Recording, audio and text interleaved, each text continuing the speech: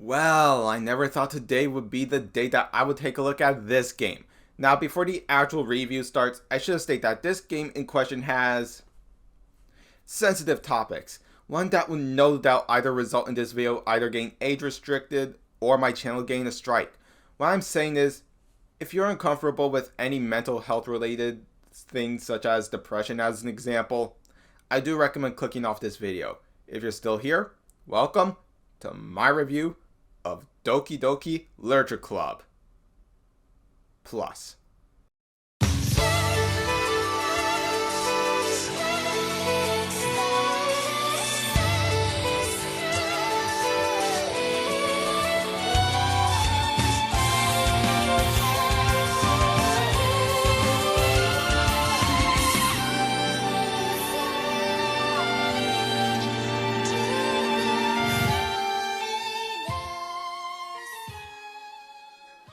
Enjoy the show.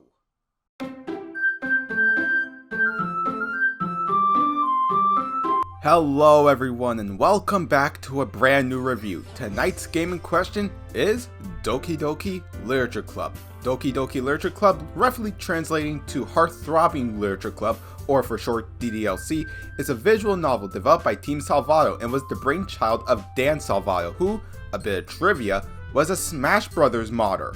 DDLC was also published by Team Salvato and originally was released for Steam on Mac, Linux, and PC in September of 2017.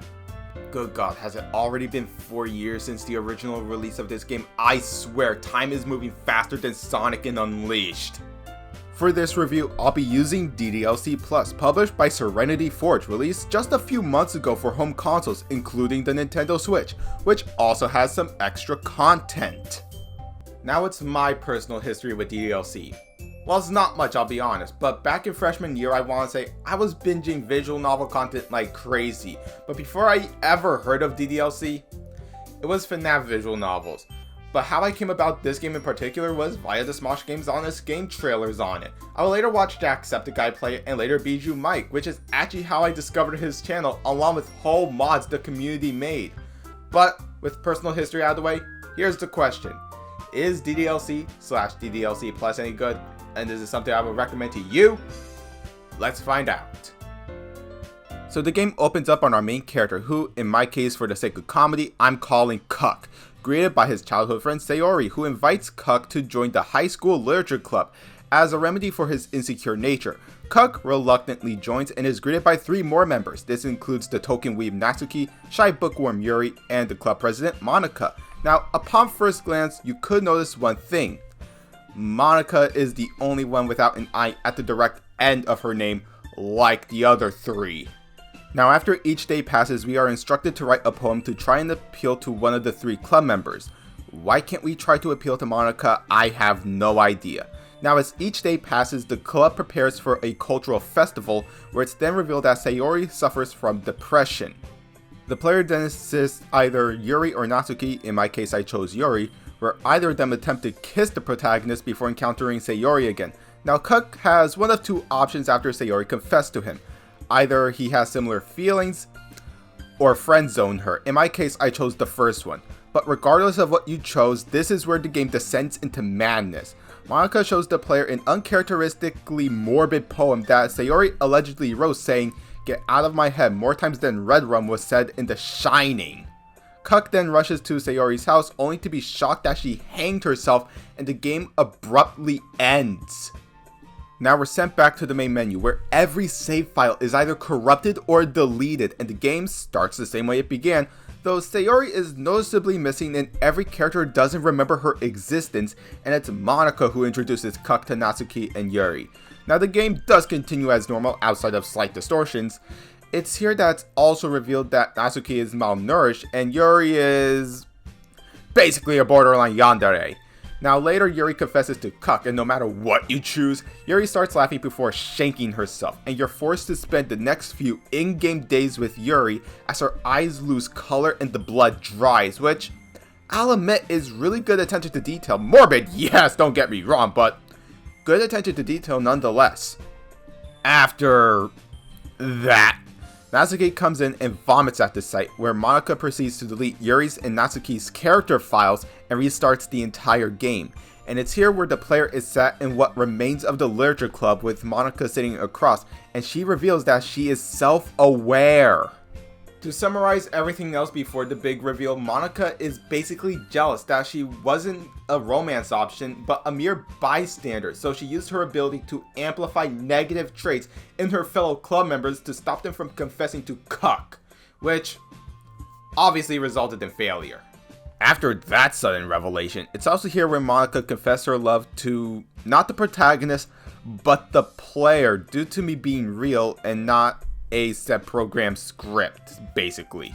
Now, you have one of two options. You could just have the game be like this, where Monika just talks about different topics, or if you're playing the original version, go into the game's directory and delete her character file. Now, while Monika seemed to have lashed out against the player for this, she later forgives them and Monika becomes remorseful and restores the game and characters, excluding herself. This is where the two different epilogue endings play. If you were to just go through the game as normal, Sayori becomes president, but she gets all of Monika's traits, but Monika herself Deus Ex Machina this bitch and saves the player.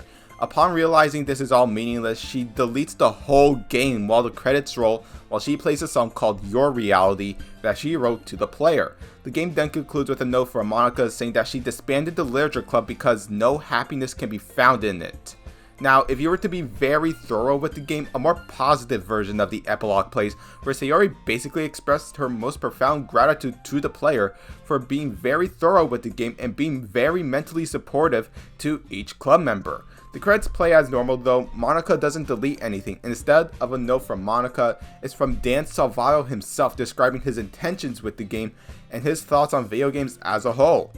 But that would require a lot of loads and saves at multiple intervals. You can also get an ending very early if you were to delete Monika's character file, where a distraught Sayori panics and forcefully closed the game, where upon starting it back up, Sayori hanged herself. But if I were to assume the canonical ending, it would be the more positive epilogue ending. With that ends this lengthy plot synopsis of DDLC. Is what I would say, but we have the extra side stories to talk about, which are only exclusive to DDLC Plus. Now, the side stories are a set of events on how the club was formed under Monika, so chronologically, this is before the main event of the game. That's all you really need to know. So, that was the main plot synopsis of DDLC. Overall, while it's fucking grim beyond belief, I still find each character to be great, and on some occasions, even made me feel bad for each of them. Yes, including this game's supposed main antagonist, Monika. You can say DDLC tackles mental illness as well as Family Guy all you want, but I still find this game to be a very great spin on those cliche visual novels. But with the story done, let's move on to the gameplay. Okay, by that I mean the lack of gameplay. This game is your standard visual novel, so all you can do is select and choose. That's it. The only break from the standard visual novel shit is the poem minigame, where this is basically the key to getting the side stories because you have to write a poem to each club member but skip Monika. To me personally, I think this should have been either an option from the start or something you get after beating the main game, but yeah, that's it for gameplay. It's not much, but that's what you should expect from a visual novel game. Visually, I'd say it's pretty good. Then again, like I said, it's a visual novel, so I shouldn't expect anything less. Each character is pretty great, and personality-wise are very believable. My personal favorite is Yuri, though after watching videos of mods such as Monika After Story, Monika herself is slowly becoming one of my faves, despite her being the supposed main antagonist of the game. OST-wise, for most of them, it's like this bubbly, upbeat tune for most of them. For one of them called Sayonara, real funny there. It's like this more twisted take on the main title theme of the game, but the highlight song of DDLC as a whole is what most considered the primary theme, that being Your Reality, a song that I absolutely love from Monika's voice actress Jillian Ashcraft. Now, let's recap everything. I think the story, while morbid and grim, is pretty great. Gameplay is their standard visual novel, so not much gameplay. Visually, it's pretty great, and characters are also pretty great, and the OST is absolutely enjoyable. So, let's just wrap this up with my final thoughts. Overall, DDLC/DDLC Plus is still what I consider a pretty good psychological horror game. From a great spin on those cliche visual novels, great characters, and a pretty great OST, I still find this to be a great game. You could say this handles sensitive topics as well as Family Guy all you want, but you won't make me think otherwise about this. Plus, the mod community is incredible, from the aforementioned manga Afterstory, which got modded in of itself with the likes of Yuri Afterstory and Natsuki Afterstory, to by far another famous mod called Brand New Day, which is still in development. I just love the mod community so much. It's just a bunch of talented people just modding their own stories for this one game. Overall, DDLC/DDLC Plus gets my score of a 9 out of 10. But now, I want to know from you all. Did you play DDLC or the more recent DDLC Plus? If you did, what did you think of them? And by any chance, would you recommend them to a friend? Leave your answers and more down in the comments. Give this video a like if you enjoyed it. And while you're here, consider subscribing and turn on the bell to be notified whenever I make a new video. As always, my social media links are down below. I've been Horror Kid, and I will see you all in the next video. Take care, everybody.